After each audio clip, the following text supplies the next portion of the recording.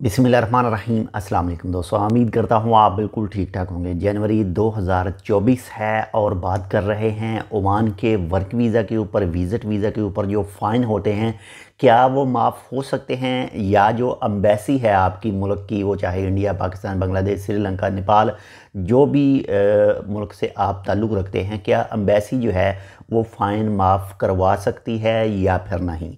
तो rare case में, बहुत ही कम ऐसे केसेस हो सकते हैं जो फैमिली के रिलेटेड केसेस हों, तो उनमें बहुत ही यानी 100 में से सिर्फ एक केस में भी हो सकता है कि एम्बेसी उसमें आपकी मदद कर सके, जो फ़ाइन है वीज़े के वो माफ़ करवा सके। बाकी एम्बेसी फ़ाइन माफ़ नहीं करवा सकती। ये आपकी गलती है, ये हमारी गलती है जो फ़ाइन हम पर होते हैं। बाकी ये आप अगर रील देख रहे हैं तो फुल वीडियो जो है वो यूट्यूब पर मौजूद है। तो ये एक छोटी सी मालूमात आपके साथ मैं शेयर कर रहा हूँ, लेकिन एक छोटी सी रिक्वेस्ट है कि अगर आपने अभी तक हमारा ये channel tech with Urdu subscribe नहीं किया तो आप इसको सब्सक्राइब कर सकते हैं मज़ीद ऐसी ही मालूमाती वीडियोज़ के लिए। बात कर रहे हैं किसके ऊपर जी, जो वीज़ा रिलेटेड फ़ाइन हैं।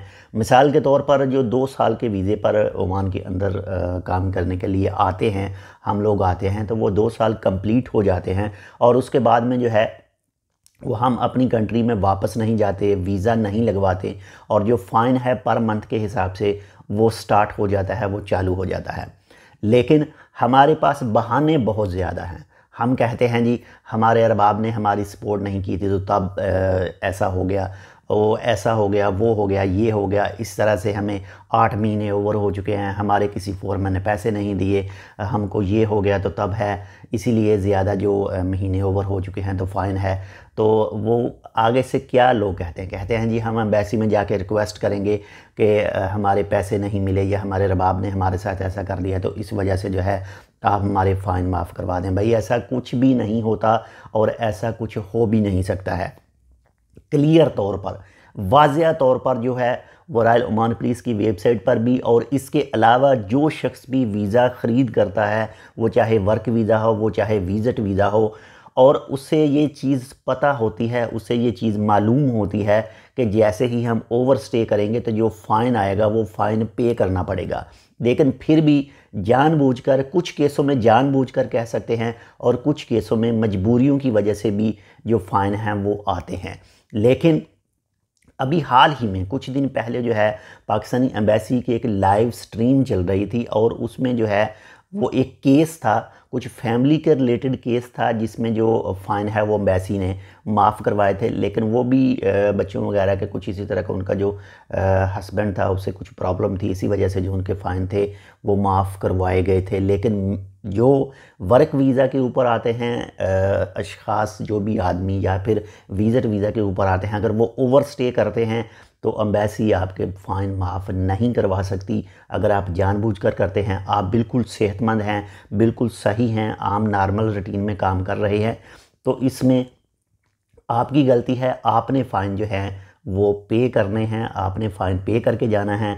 अगर आप फ़ाइन पे नहीं करेंगे तो आपको जो ओमान के कवानीन हैं, कवानीन के लिहाज से जो है वो हो सकता है 20 दिन के हिसाब से हो सकता है, 1 महीने के हिसाब से हो सकता है, 2 महीने के हिसाब से। लेकिन ये ओमान के कवानीन के मुताबिक जो है वो आपको जेल में रहना पड़ेगा, और उसके बाद में जो भी उनका सिस्टम होगा उस सिस्टम के तहत जो आपको आपकी कंट्री में, आपके मुल्क में भेज दिया जाएगा। लेकिन कुछ ऐसे केसेस भी सामने अब भी आ चुके हैं कि ओमान ने जो अभी आउट पास खोले थे, अभी 1 से 1.5 साल पहले जो आउट पास खोले थे, ये 2023 में भी बंद किए हैं। तो उसमें कुछ दोस्तों ने जो अपने आउट पास बनवाए थे, आउट पास बनवाने के बाद भी जो हैं वो लोग अपनी कंट्री में नहीं गए थे, अपने मुल्क में नहीं गए थे, और दोबारा से जो लोगों से सवाल करना शुरू कर देते हैं कि आउट पास कब खुल रहे हैं। ऑलरेडी जिन लोगों ने बनवाए हुए थे वो भी नहीं गए, कुछ, बाकी मैं टोटल की बात नहीं कर रहा, कुछ ऐसे भी हैं जिन लोगों ने बनाए थे लेकिन वो अपनी कंट्री में नहीं गए, आउट पास इस्तेमाल नहीं किया था। लेकिन अगर वो पकड़े जाते हैं किसी केस में तो उनको वो आउट पास बनवाने के जुर्म में जो है, उन लोगों ने जो ट्रैवल नहीं किया था उसमें फ़ाइन वगैरह भी हो सकता है।